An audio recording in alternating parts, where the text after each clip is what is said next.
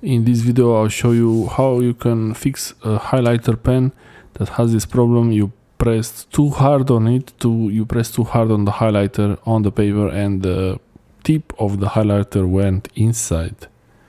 This can happen if you press it too hard, but it can be recovered, it can be fixed, and depending on how much it went inside, it could be a very easy fix or a medium difficulty fix.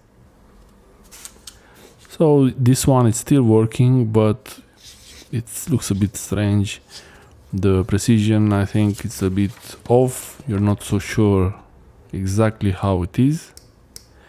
But if the tip was a bit more outside, I would be able to use these needle nose pliers and really just pull out the tip.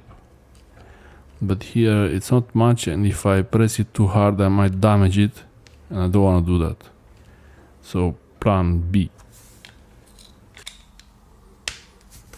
The other option is to open the highlighter and remove the sponge inside and push the tip of the highlighter out from inside. You have to use a really strong pliers and be careful with your fingers here.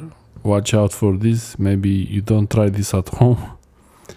And the tip here, it was glued on the back, so if you put it back you might have to glue it back with super glue or any other glue. I didn't have to glue it back, I just pressed it in.